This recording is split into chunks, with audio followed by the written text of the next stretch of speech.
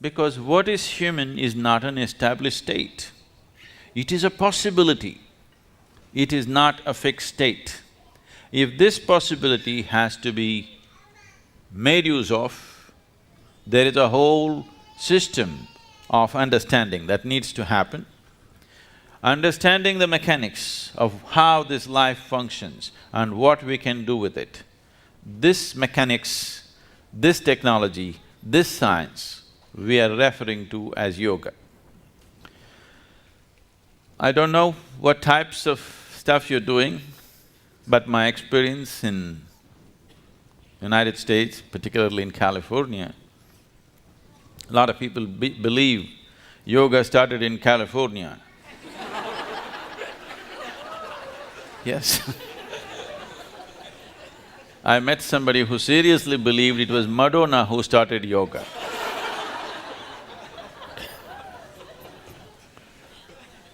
Yes.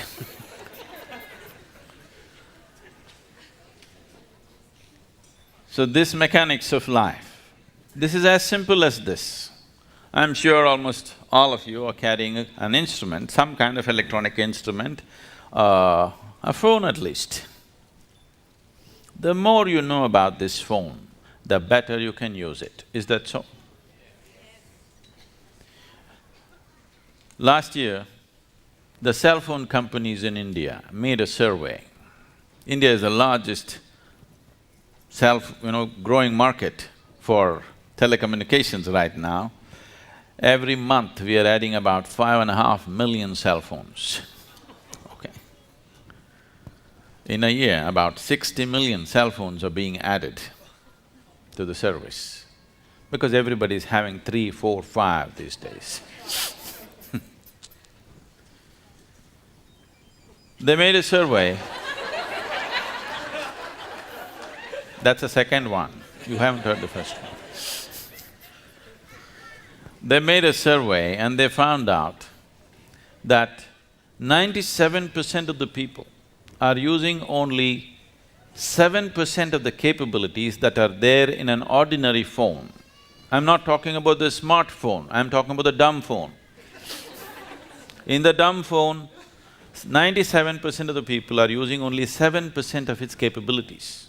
So they were contemplating, if we remove 90% of the electronics, still most people will never know. And we can even give them a 500 rupee discount.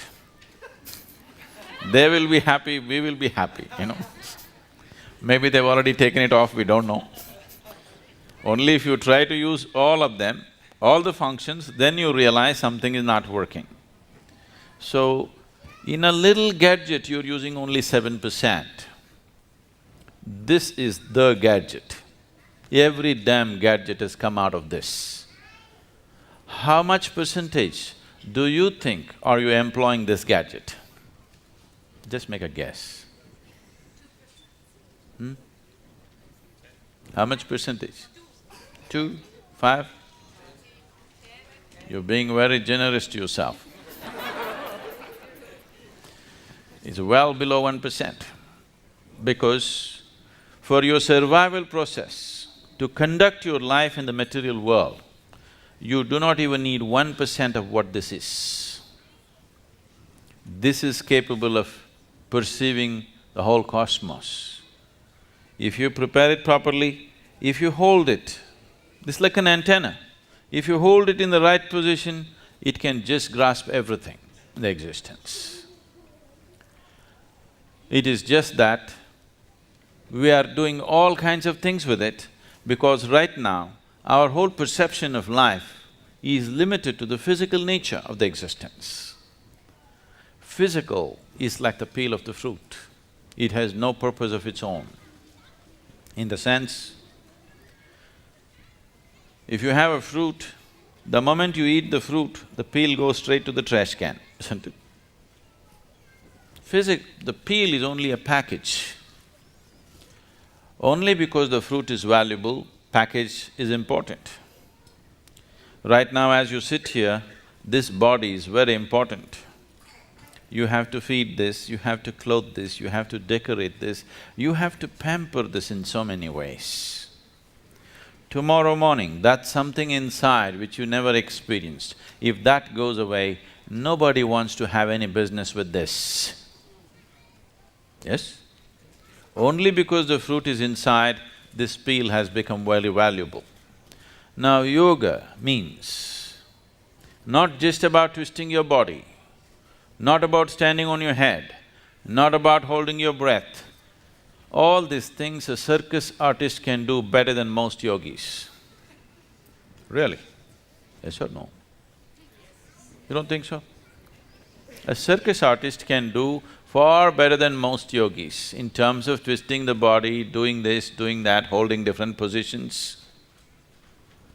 That is not the purpose of yoga. Unfortunately, if you utter the word yoga, people think you have to be in some impossible posture. Yoga is not about postures. It is just a minuscule aspect of yoga. Yoga means, in your experience, everything has become one. The word yog means union. What is the union? What can unite with what? As you sit here, your idea and your sense and your experience of who you are is very strong. You're here as an individual. But what the trees are exhaling right now, you're inhaling. What you're exhaling, the trees are inhaling. Or in other words, one half of your lung is hanging out there. Yes or no? This is not just in terms of breath. Today, modern physics is proving to you that as you sit here, every subatomic particle in your body is in constant transaction with everything else in the existence. If this transaction stops, you will cease to exist.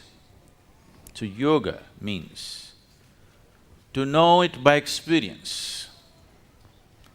Modern science is proving to you the whole existence is just one energy.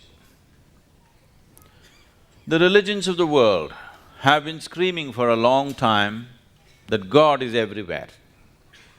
Whether you say God is everywhere or you say everything is one energy, are we talking about the same reality or a different reality? God is everywhere, everything is same energy. Are we talking about the same reality or a different reality? Same reality.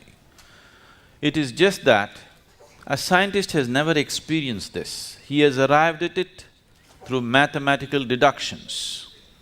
A religious person has not experienced it. He believes it because it's written somewhere or it's said by somebody. If you are a hard case that you are not willing to settle for deductions or belief systems, then you become a yogi. Yes, if you're a very hard nut, you want to know it yourself, then you become a yogi. You want to know the union of the existence, you want to know the oneness of what it is, not believing it. Like you experience the 5 fingers of your hand, if you can experience everything around you, then we say you're in yoga.